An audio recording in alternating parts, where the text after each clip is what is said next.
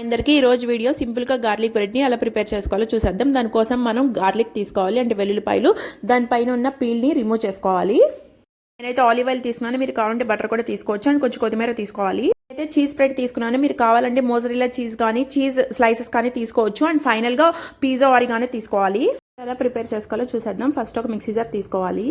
అందులో ఒక 40 pieces garlic వేసుకోండి. గార్లిక్ అయితే పచ్చివే తీసుకుంటున్నాను, ఏ ఫ్రై చేసినవి ఏమీ కాదు. అండ్ ఇందులోనే మనం బటర్ కానీ ఆలివ్ ఆయిల్ కానీ యాడ్ చేసుకోవాలి. నేనైతే చూసారు కదా ఇంత క్వాంటిటీ ఆలివ్ ఆయిల్ వేసుకుంటున్నాను.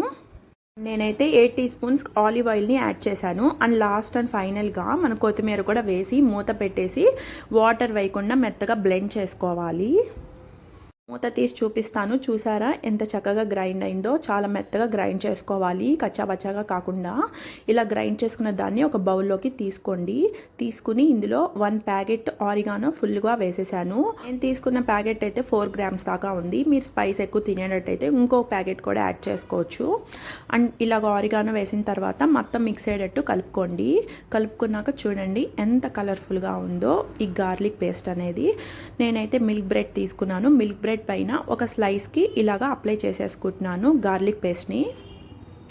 అండ్ ఇంకో స్లైస్ ఉంది కదా, ఆ స్లైస్కి అయితే ఈ స్ప్రెడ్ అయితే అప్లై చేసుకోవాలి. కొంచెం ఎక్కువగానే అప్లై చేసుకోండి, చాలా బాగుంటుంది దీని టేస్ట్. అంటే అయితే మనం ఎక్కడ సాల్ట్ అయితే యాడ్ చేయక్కర్లేదు, ఎందుకంటే మనం తీసుకున్న బ్రెడ్లో సాల్ట్ ఉంటుంది, చీజ్లో సాల్ట్ ఉంటుంది, ఎట్లాగో మనం ఆరిగానో తీసుకున్నాం దాంట్లో కూడా సాల్ట్ ఉంటుంది. కాబట్టి మనం ఎక్కడ సాల్ట్ అనేది మిక్స్ చేయక్కర్లేదు. నెక్స్ట్ ఏం చేయాలంటే స్టవ్ ఆన్ చేసుకొని ప్యాన్ పెట్టుకోండి. ప్యాన్ హీట్ అయిన తర్వాత అందులో ఆలివ్ ఆయిల్ కానీ బటర్ కానీ యాడ్ చేసుకోవాలి. యాడ్ చేసుకొని మనం రెడీ చేసి పెట్టుకున్న బ్రెడ్ స్లైసెస్ని ఇందులో పెట్టేసుకొని అటు ఇటు 2 సైడ్స్న అలాగా రోస్ట్ చేసుకోవాలి. ఎటు సైడ్ రోస్ట్ చేసుకుంటే అటు సైడ్ రోస్ట్ అయ్యేటప్పుడు ఇలా మూత పెట్టేసి బాగా అంటే బాగా లో ఫ్లేమ్లో రోస్ట్ చేసుకోండి. మీడియం కానీ హై కానీ ఫ్లేమ్ పెట్టుకోవద్దు, బాగా మాడిపోతుంది. చూసారు కదా 2 సైడ్స్ ఎలా చక్కగా రోస్ట్ అయిందో. అందుకే బాగా లో ఫ్లేమ్ పెట్టి రోస్ట్ చేసుకోవాలి, మాడకుండా చక్కగా రోస్ట్ అవుతుంది.